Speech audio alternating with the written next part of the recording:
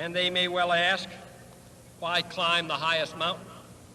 Why, 35 years ago, fly the Atlantic? Why does Rice play Texas? We choose to go to the moon in this decade and do the other things, not because they are easy, but because they are hard. Hello and welcome to Taco Movie Talks, where I'm going to take you through a journey through the captivating realm of art house cinema. Prepare to be immersed in the world where artistic expression knows no bounds and storytelling takes on a whole new meaning. Art house cinema, my friends, is a realm where creativity reigns supreme.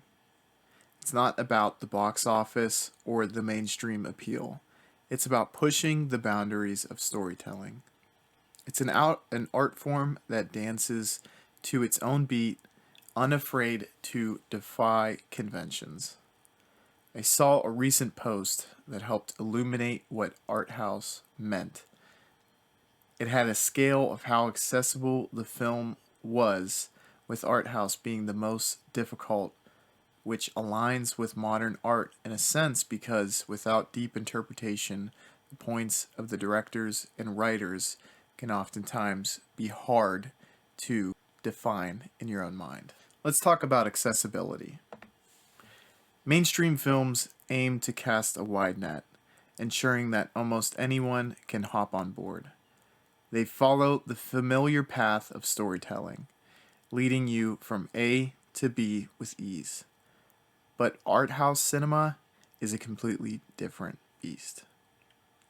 Art house cinema takes a detour from A to B. It challenges you to engage actively, to decode its symbolism, and to feel its emotion on a deeper level. Let's dive into some of the mesmerizing art house films that defy the norm. Films like My Son, What Have Ye Done? Directed by Werner Herzog and produced by David Lynch. This is a film that combines elements of psychological drama and surrealism. It delves into the mind of a murderer in an unconventional narrative structure. Its unique approach and artistic choices align with art house sensibilities. Then we have The Tree of Life, directed by Terrence Malick. This film is known for its philosophical and abstract storytelling. It blends family drama with cosmic themes, and its poetic visuals and non-linear narrative align with art house aesthetics. Apocalypse Now, while a classic war film directed by Francis Ford Coppola, does have elements of art house cinema. Its surreal and hallucinatory sequences, as well as its exploration of psychological impact of war on soldiers, can be considered art house. Enter the Void, directed by Gaspar Noé, is a film known for its experimental visual style and unconventional narrative structure. It often falls within the realm of art house cinema due to this unique approach. And then we have Antichrist, directed by Lars von Trier, which is a film known for its disturbing and highly symbolic content. Its unconventional narrative and artistic choices make it a candidate for the art house category. Then, Eraserhead, directed by David Lynch, which is a film considered a classic of art house cinema. Its surreal and unsettling visuals, as well as its exploration of existential themes, align with the art house tradition.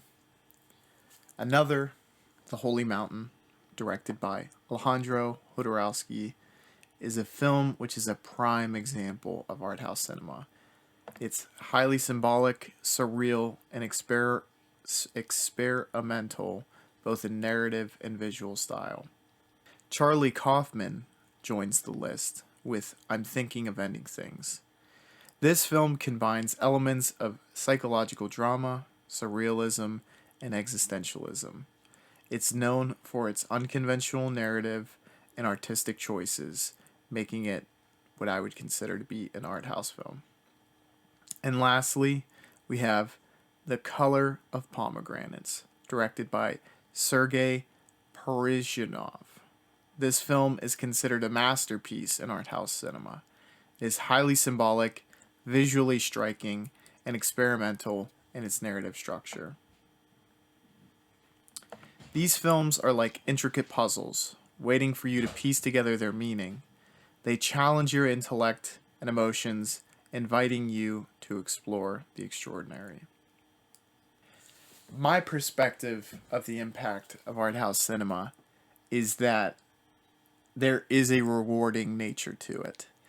The challenge can sometimes be somewhat insurmountable.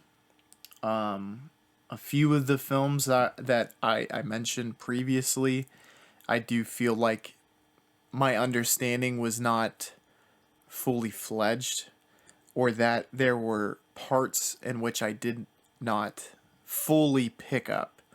But I will say, in all of the films mentioned, there were at least major pieces that I did feel like I was able to pick up upon.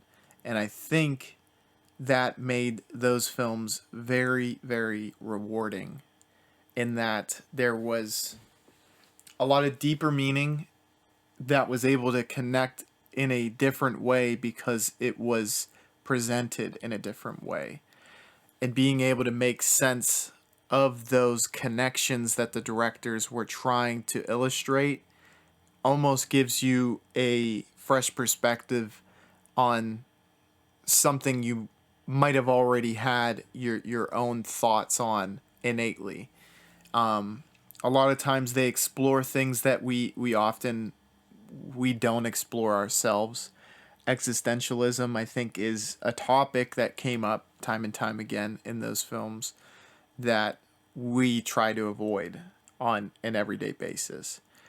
For good reason, because I do think if you obsess about those things, it would be easy to never get anything else done. But getting someone else's perspective who has thought deeply about that can sometimes kind of make you look at life in a completely different way. And getting those perspectives, I think, even if it doesn't absolutely align with yours, can be very interesting. And I do think that intellectually it can be really, really rewarding, like I said. I do think that the big negative connotation is that sometimes it can be found as pretentious because they're trying to tell it in a non-conventional way, or try to get whatever their main message is in a non-conventional way. But I do think that for the majority of the ones mentioned, at least, and the ones that I have seen, these more complicated ways of depicting these thoughts are done that way for the reason that I was explaining earlier, because it's trying to illuminate and illustrate a connection that opened it up to them. And that's actually why I made this video, because like I said, that post, it actually made me think about what is art house. Artsy films, quote unquote, is a phrase that got thrown a lot by me without actually really understanding what I was trying to say about the film. But it's the interpretation. If you think about modern art, you look at a piece and it's not immediately apparent to you what it is trying to say and what the message of that piece is. It is the best kind of metaphor for what art house cinema is. On the face of it, it's not telling you exactly what it wants to tell you, but through interpretation, you can make points about subjects that it is trying to comment upon. So how do we bridge the gap between art house and mainstream? It starts with an open mind and an appreciation for the unconventional. Believe it or not, art house techniques are influencing the very fabric of mainstream cinema, blurring the lines between the two. Take, for example, an Ari Aster, whose newest film, Beau is Afraid, is very much closer to what would be considered art house than most modern horror directors. But he has also created some modern horror masterpieces with the likes of Midsummer and Hereditary, which have also been influenced majorly by art house cinema. In conclusion, art house cinema isn't about easy answers. It's about exploration. It's a world where you can become an active participant, not just a passive viewer.